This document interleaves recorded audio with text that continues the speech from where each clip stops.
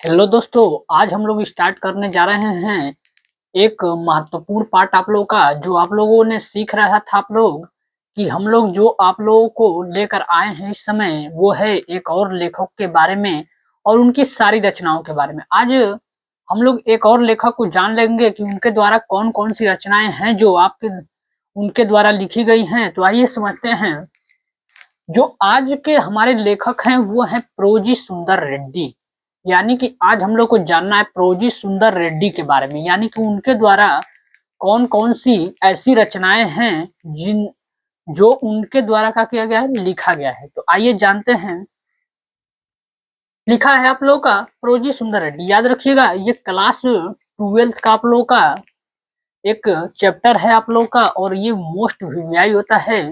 एक न एक रचना इनका बोर्ड के पेपर में कंफर्म है कि देता ही देता है आप लोगों का। इनकी ज्यादा रचनाएं है नहीं तो याद करना कोई कठिन बात होगा नहीं आप लोगों के लिए। इनकी रचनाएं कम हैं तो आप लोग जल्दी से भी याद कर सकते हैं। इनका सबसे पहले है इसमें निबंध। याद रखिएगा निबंध इनका एक विधा है और उनमें इन्होंने अपनी रचनाओं को लिखा है और उसके बारे में जिक्र किया है। तो कौन कौन सा निबंध इनके द्वारा लिखा गया है तो याद रखिएगा साहित्य और समाज।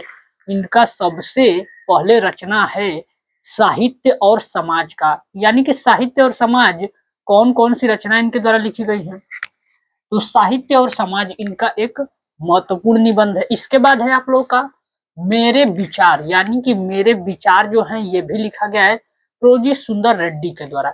कभी कभी पेपर में प्रोजी की जगह पर बस सुंदर रेड्डी दे देगा तो आप लोग को उससे कंफ्यूज नहीं होना है। आप लोग समझिएगा कि वो प्रोजी सुंदर रेड्डी की ही रचना आप लोग को दिया गया है।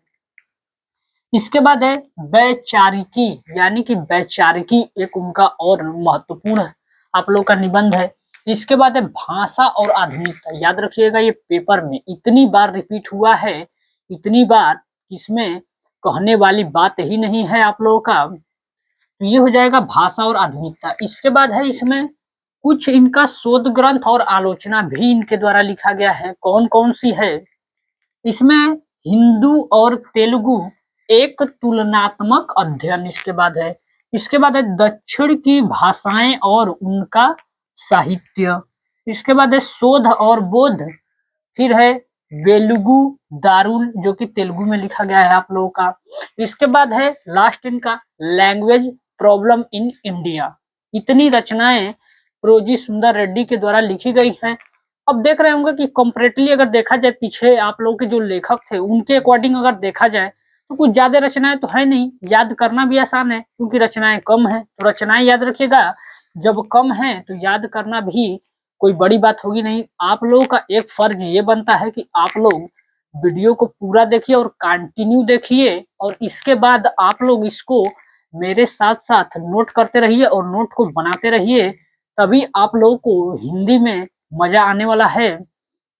एक बार मैं और रिपीट कर देता हूँ। इनका है निबंध। कौन कौन सा है साहित्य और समाज एक है। फिर है मेरे विचार। इसके बाद है वैचारिकी और भाषा और आधुनिकता। ये आप लोगों का 4 ही निबंध इनके द्वारा लिखा गया है। इसके बाद है शोध ग्रंथ और आलोचना में हिंदी और तेलुगु एक तुलनात्मक अध्ययन, दक्षिण की भाषाएं और उनका साहित्य, शोध और बोध, वेलुगु दारुल और तेलुगु में। इसके बाद है लास्ट इनकी रचना लैंग्वेज प्रॉब्लम में इंडिया। यानी कि लैंग्वेज प्रॉब्लम ऑफ इंडिया इनके द्वारा लिखा गया है। तो आप लोग इनकी पूरी रचनाओं को देख लीजिए। मिलते हैं नेक्स्ट वीडियो में आप लोगों का इसी तरह के एक और लेखक के साथ। तो आज के लिए इतना ही रहेगा।